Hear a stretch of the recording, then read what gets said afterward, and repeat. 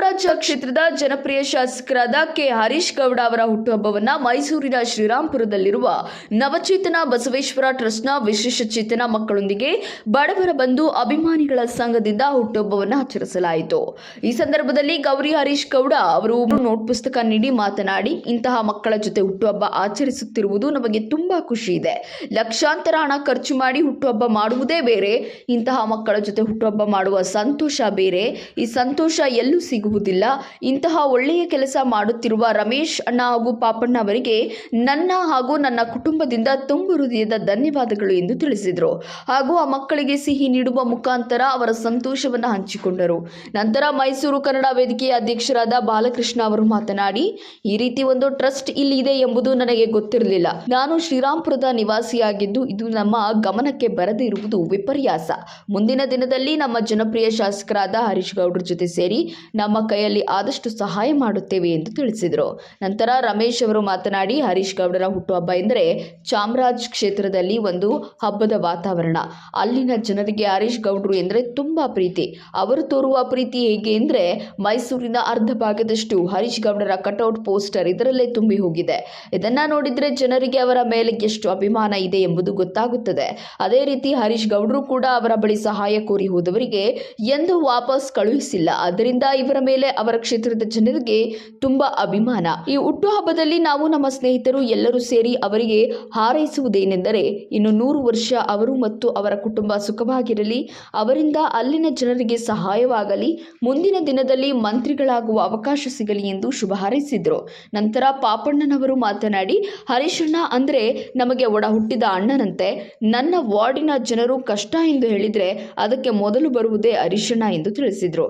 ಈ ಸಂದರ್ಭದಲ್ಲಿ ಸೌಭಾಗ್ಯ ಗಿರೀಶ್, ಪಡುವಾರಳ್ಳಿ ಪಾಪಣ್ಣ, ಸುಣ್ಣದಕೇರಿ ರಮೇಶ್, ಟ್ರಸ್ಟಿನ ಅಧ್ಯಕ್ಷರಾದ ಮರಿಗೌಡ, ಕನ್ನಡ ವೇದಿಕೆ ಅಧ್ಯಕ್ಷರಾದ ಬಾಲಕೃಷ್ಣ, ದೇವೇಗೌಡ, ರಾಜು ಹಾಗೂ ಸ್ನೇಹಿತರಾದ ನಾಗರಾಜ್ ಇವರು ಹಾಜರಿದ್ದು ಕಾರ್ಯಕ್ರಮ ಯಶಸ್ವಿಗೊಳಿಸಿದರು.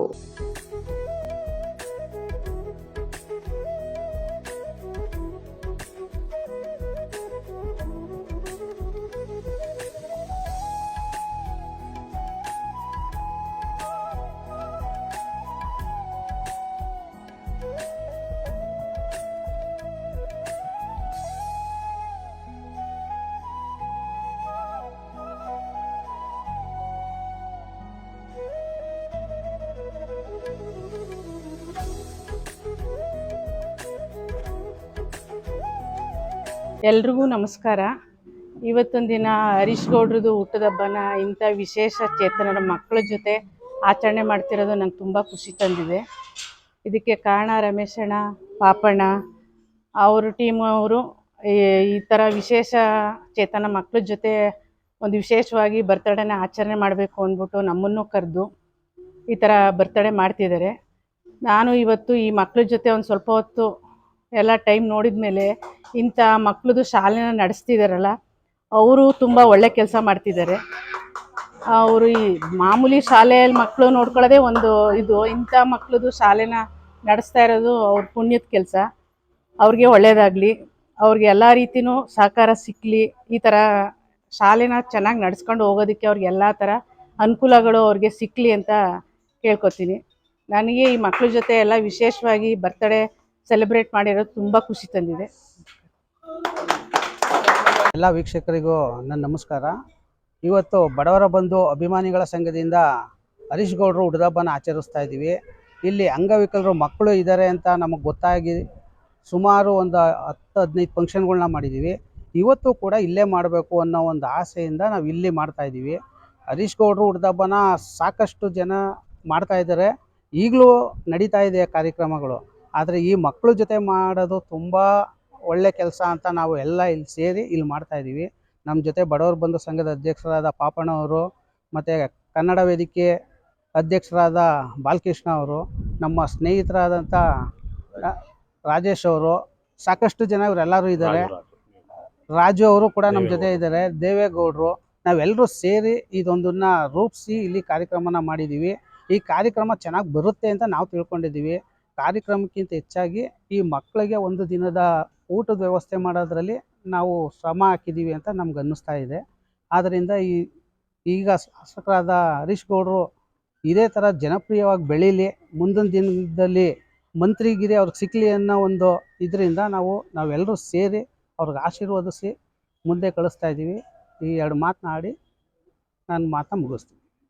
ಇವತ್ತಿನ ಈ ವಿಶೇಷಚೇತನ ಮಕ್ಕಳಿಗೆ ಇವತ್ತು ನಮ್ಮ ಜನಪ್ರಿಯ ಶಾಸಕರಾದಂಥ ಹರೀಶ್ ಗೌಡ್ರು ಕುಟುಂಬದವರು ಬಂದು ನಿಮ್ಮ ಜೊತೆ ಆಚರಣೆ ಮಾಡ್ತಾ ಇದ್ದಾರೆ.